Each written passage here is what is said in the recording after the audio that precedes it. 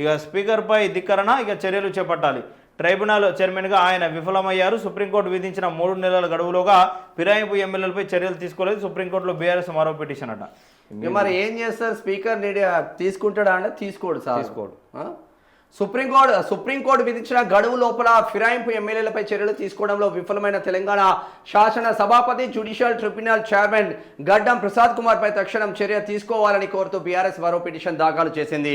ఈ మేరకు BRS working president K తారక రామారావు పక్షాన న్యాయవాది మోహిత్ రావు సోమవారం సుప్రీంకోర్టులో వాద్యం దాఖలు చేశారు. పార్టీ ఫిరాయింపులకు పాల్పడిన ఎమ్మెల్యేల కేసును ట్రిబ్యునల్ చైర్మన్ గా 3 నెలల్లో తేల్చాలని సుప్రీంకోర్టు గత జూలై 31న స్పీకర్ను ఆదేశించిన సంగతి తెలిసింది. ఆ గడువు అక్టోబర్ 31తో ముగిసింది. సుప్రీంకోర్టు విధించిన గడువులో స్పీకర్ ఫిరాయింపు ఎమ్మెల్యేలపై విచారణను పూర్తి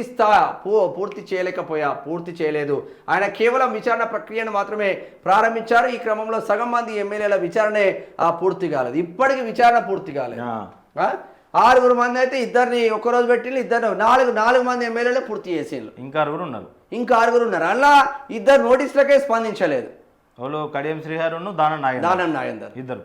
మరి మిగతా 6 ఎప్పుడు అవుతుందంటే ఇప్పుడు అదో 3 నెలలు, ఇప్పుడు దాదాపు 2 సంవత్సరాలు అయింది. అంతే, 2 సంవత్సరాలు అయింది. 2 నెలలు. 4కి 2 సంవత్సరాలు అయింది.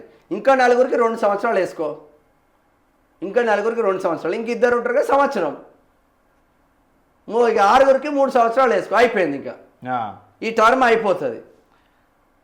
అరే కాంగ్రెస్ ప్రభుత్వం తీసుకొచ్చిందయా, కాంగ్రెస్ ప్రభుత్వం తీసుకొచ్చింది చట్టం. ఫిరాయింపు చట్టం కాంగ్రెస్ ప్రభుత్వమే తీసుకొచ్చింది. కేంద్రంలో ఉన్న కాంగ్రెస్ తీసుకొచ్చిన కాంగ్రెస్ ప్రభుత్వమే ఇక్కడ అమలు చేయకపోతే ఎవరికి చెప్పుకోవాలి? గడ్డం ప్రసాద్ అన్న తప్పు కాదు. ఇక్కడ గడ్డం ప్రసాద్ అన్న ప్లేస్లా ఇంకోరున్నా ముఖ్యమంత్రి ఏం చెప్తే అదే వినాలి అంతే. మరి ముఖ్యమంత్రి ఏం చేస్తున్నట్టు? 10 సంవత్సరాలు మనపైన సర్వనాశనం పట్టించిన బీఆర్ఎస్ నాయకులను ఎమ్మెల్యేలను తీసుకొని వచ్చి మీరు ఏం ఓరుగా పెట్టినట్టు?